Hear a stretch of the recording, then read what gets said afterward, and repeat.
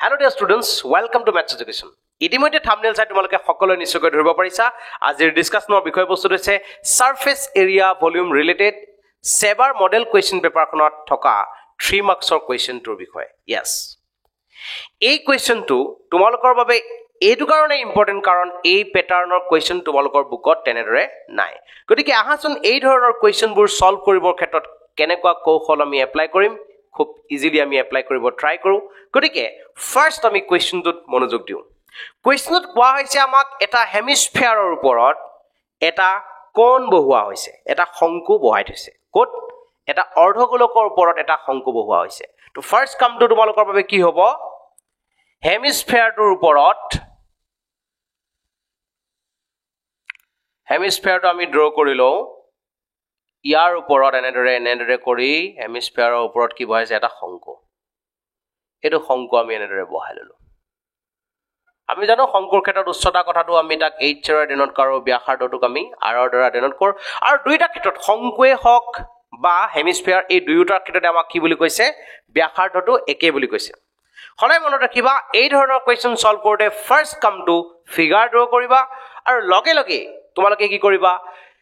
গুটেই পুতলাটো আমাক কৈছে এটা পুতলা তৈয়াৰ কৰা হৈছে কেনেদৰে বনাইছে পুতলাটো বুলি কোৱা হৈছে এটা হেমিস্ফিয়াৰৰ ওপৰত এটা ৰাইট সাৰ্কুলাৰ কোণ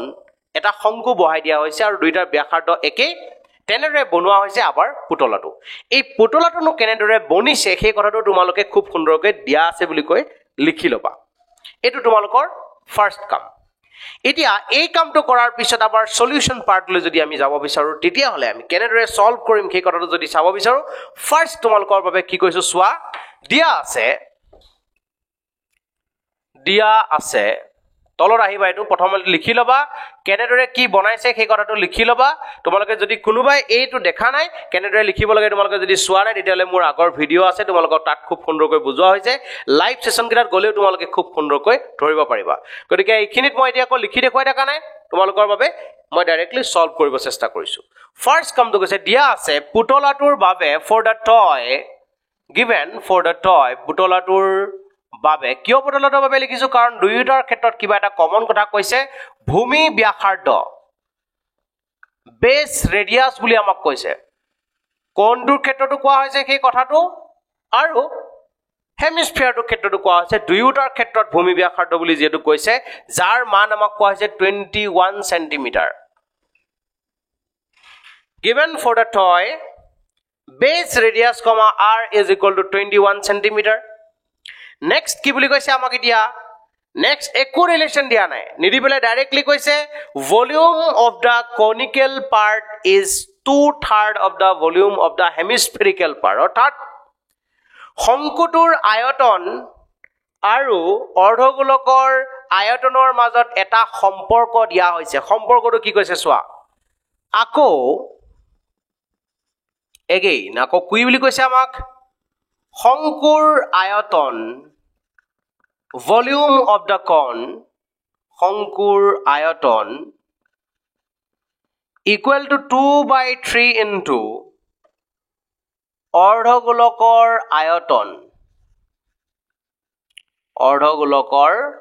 আয়তন এই কথাটো আমাক কোৱেশ্চনটোত কৈ দিছে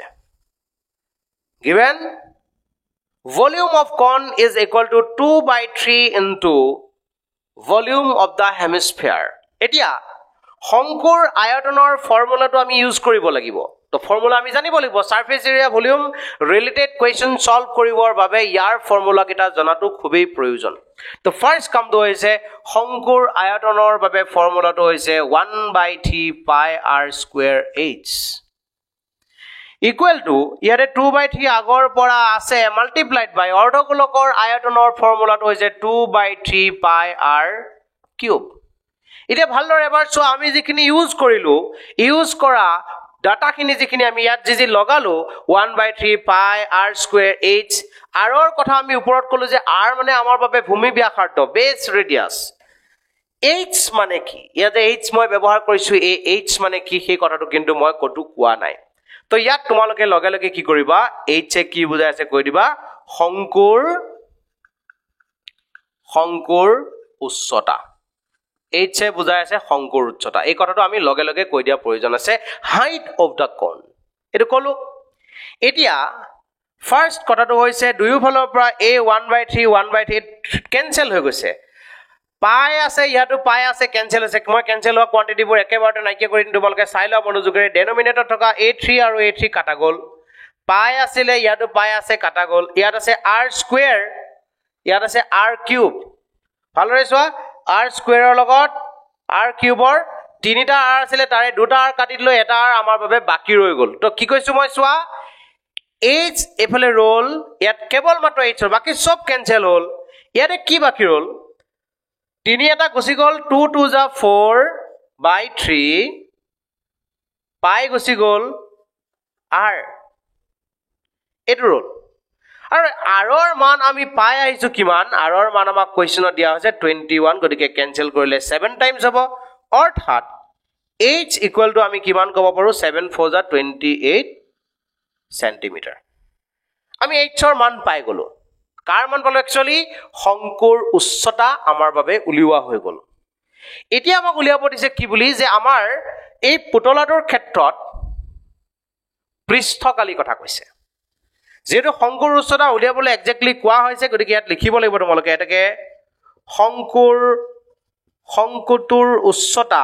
হাইট অফ দা কোন শংকুটোৰ উচ্চতা কমা h ইকুৱেল টু আমি পালো যেটো লিখি ললো দিয়া আছে আমাক পাই গলো আমি এতিয়া আমাক কৈছে যে পৃষ্ঠকালি কিমান হ'ব what is the surface area of that toy পুতলাটোৰ ক্ষেত্ৰত পৃষ্ঠকালি কিমান হ'ব তো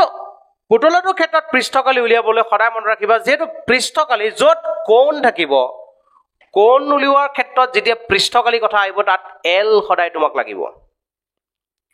কোণ আৰু পৃষ্ঠকালি দুইটা শব্দ যেতিয়া তোমালোকে একেলগে দেখিবা সাৰফেস এৰিয়া অফ কোণ যেতিয়া তোমালোকে দেখা পাবা মনত ৰাখিব l তোমালোকক লাগিব যদি দিয়া না থাকে then you have to find out তো ইয়াতে কি হৈছে আমি l নাজানো গতিকে কি কৰিম এতেকে শংকুটোৰ নটি উচ্চতা স্লেন্ড হাইট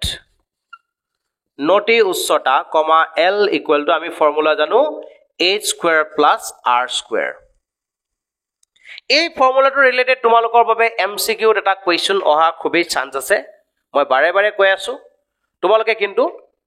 কোনো কাৰণত এই কোৱেশ্চনটো যদি ভুল নহয় খুব মনোযোগেৰে চোৱা এনেকুৱা এই ফৰ্মুলাটো ৰিলেটেড এমসিকিউত এটা কোৱেশ্চন তোমালোকৰ অহাৰ ম্যাক্সিমাম চান্স আছে ওকে আমি আকৌ নেক্সট পাৰ্টলৈ আগবাঢ়িছো আমাক কোৱা হৈছে কি বুলি h ইকুৱেল টু আমাক কোৱা হৈছে 28 আৰু r মানে হৈছে আমাৰ বাবে 21 ইনে ইয়াক মই ইয়াৰ ভ্যালুটো মই উলিয়াব লাগিব 28 ক স্কয়াৰ কৰিলে কিমান পাম আৰু 21 ক স্কয়াৰ কৰিলে কিমান পাম এটো ফাইন কৰি মই ইয়াত ভ্যালুটো পাতিব লাগিব তো 21 ৰ ক্ষেত্ৰত আমি জানো ভ্যালুটো কিন্তু 28 ৰ ক্ষেত্ৰত আমাৰ যেটো ভ্যালুটো ডাইৰেক্টলি মনত নাই গতিকে আমি কি কৰিব লাগিব ফাইন কৰিব লাগিব কেনেদৰে ফাইন কৰিম 28 স্কয়াৰ ওকে 28 স্কয়াৰ মনত আছে না তোমালোকৰ এই ৰুলটো ক্লাস 8 ত শিকিছিলা 2 ক স্কয়াৰ কৰিলে পাই 4 8 ক স্কয়াৰ কৰিলে পাই 64 8 to 16 16 into 2 32 মনত পইছে a plus b whole square ফৰ্মুলাত মই ইয়াক ভাঙি লৈছো এতিয়া যদি কি কৰো ইয়াত 4 ৰখাইছো এই 6 টো ইফালে গুছি আহিলে হ'ব 38 দেন ইয়াত 8 ৰখালো 3 প্লাস কৰিলে হ'ব 7 অৰ্থাৎ 784 is the required answer plus 21 ৰ কাৰণে আমি জানো 441 এটা ৰিলেশন এটা ভ্যালু পালো এতিয়া ইয়াক নি পেলাই মই প্লাস কৰিম implies that l equal to কিমান হ'ব l equal to কিমান হ'ব দুইটাকে মই প্লাস কৰিব লাগিব 4 plus 1 আমাৰ বাবে হ'ব 5 8 plus 4 12 7 plus 4 কিমান আমাৰ বাবে 11 11 plus 1 আমি কম 12 সোৱা এটা ৰিলেশন পালো আগতে তোমালোকক মই এটা টেকনিক শিকাইছিলো যে এনে ধৰণে লাষ্টত যেতিয়া 25 থাকে তেতিয়া পাক্কা তোমালোকৰ বাবে ইউনিট ডিজিট কিমান আহিব 5 আহিব ফাইনাল ইউনিট ডিজিট 5 আহিবই 25 থাকিলে ইউনিট ডিজিট 5 আহিব ইয়াত আছে কিমান 12 এনেকুৱা দুটা নাম্বাৰ ফাইন কৰা যি দুটা তোমাৰ এডজেসেন্ট দুটা ওচৰা ওচৰি নাম্বাৰ যাক প্ৰডাক্ট কৰিলে তুমি 12 পোৱা 3 4 জাৰ 12 গতিকে 3 4 জাৰ 12 যেটো হয় গতিকে সৰু নাম্বাৰটো তুমি ইয়াত ললেই হ'ব মনত ৰাখি লোৱা যদি 72 থাকিলেহেঁতেন তেতিয়াহ'লে মই ক'লোহেঁতেন 9 8 যা 72 গতিকে 8 লিখিলোহেঁতেন অৰ্থাৎ সৰুটো লিখিব লাগে তো 35 তো ফাইনেলি আমাৰ বাবে এলৰ মান ওলাই গ'ল therefore surface area of the toy এতেকে পুতলাটোৰ পৃষ্ঠকালি কি হ'ব ওপৰৰ পৰা যদি মই চাই আহো পাই আৰ এল এটো হৈছে আমাৰ শংকুটোৰ পৃষ্ঠকালি প্লাস হেমিস্ফিয়াৰৰ পৃষ্ঠকালি ক্ষেত্ৰত 2 পাই আৰ স্কয়াৰ এটা ৰিলেশন আমাৰ বাবে পাইছো পাই মানটো দুয়োটাতে আছে পাই দুয়োটাতে আছে কমন আনিলো পাই জায়গাত আমি পাতিছো 22/7 ইয়াৰে তোমালোকক এক্স্যাক্টলি 22/7 পাতিব লাগিব বুলি কৈ দিছে যদি কিবা কাৰণত কৈ নিদিয়েও তেতিয়া তোমালোকে ম্যাক্সিমাম 22/7 পাতিবা এক্স্যাক্টলি যেতিয়া তোমাক কব put pi is equal to 3.14 তেতিয়া তোমালোকে 3.14 ব্যৱহাৰ কৰিবা r দুয়োটাতে আছে r কমন আহিব একেবাৰতে মই লিখিছো r পাই কমন আহিলে r কমন আহিলে চাই যাও মই কি কমন আনি আছো তো ইয়াতে পাই আৰু r আছিল l বাকি ৰৈ গল l ৰ মানটো আমি পাই আছো কিমান 35 প্লাস দুই এটা আছে তা দুইটোৰ ললো পাই গুছি আহিলে r দুটা আছিল তাৰে এটা r গুছি আহিলে আৰু এটা r আমাৰ বাবে ৰৈ গল গতিকে এইটো আমি কি কৈছো কমন ললো সদায় মনত ৰাখিবা surface area volume related question বিলাক সলভ কৰোতে কমন লবলৈ ট্ৰাই কৰিবা 7 ৰে 21 ক যদি ক্যান্সেল কৰো 3 টাইমস হ'ব 22 into 3 into ইহতক যদি মই ক্যালকুলেশন কৰিব ট্ৰাই কৰো তেতিয়াহলে 2 into 21 কৰিলে আমি পাম 42 ফাইনালি 22 into 3 into ইহতক প্লাস কৰিলে পামগৈ কিমান 77 77 আমাৰ বাবে ইহতক প্লাস কৰি আমি পালো এতিয়া কথাটো হৈছে ইহতক গটেকেটাকে আমি প্ৰডাক্ট কৰিব লাগিব ফাৰ্স্ট কথাটো চোৱা ইয়াতে প্ৰডাক্ট কৰিবৰ বাবে তোমাৰ কি হৈ আছে ডাইৰেক্টলি যদি চাও 22 into 3 66 পাম 66 ৰ লগত আমি কি কৰিব লাগে 77 প্ৰডাক্ট কৰিব লাগে মই তোমালোকক কৈছো চোৱা প্ৰডাক্ট কৰি ইয়াত তোমালোকে লিখিব পাৰা 77 into 66 আছে আৰু এটা ট্ৰিক তোমালোকে 11 ৰ টেকনিক এটা ব্যৱহাৰ কৰি কৰিব পাৰা অকমান তোমালোকৰ বাবে বেছি দিগলিয়াহে হ'ব গতিকে মই ডাইৰেক্টলি তোমালোকক প্ৰডাক্ট কৰি দেখাইছো কিমান আহিব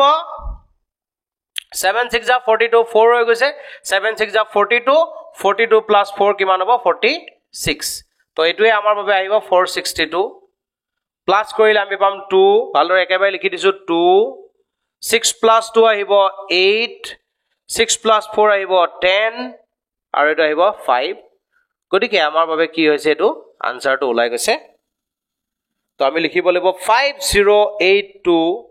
squared centimeter is the required answer for this question তো এইটো এটা খুব ধুনিয়া কোৱেশ্চন তোমালোকৰ বাবে মই কৰি দিছো এটো কাৰণে কাৰণ সেবাৰ মডেল পেপাৰত এক্সট্ৰাঅৰ্ডিনাৰী কোৱেশ্চন হিচাপে আছে তো পৰীক্ষাত তোমালোকে যেটো এক্সট্ৰাঅৰ্ডিনাৰী কোৱেশ্চন পালে তোমালোকৰ বাবে ভয় আহি যায় গতিকে এনে ধৰণৰ কোৱেশ্চন বিলাক সলভ কৰিবলৈ একেবাৰে ইজি সোৱা মই বৰ বেছি ক্যালকুলেশন কৰা নাই সব ইজিলি কৰিব ট্ৰাই কৰিছো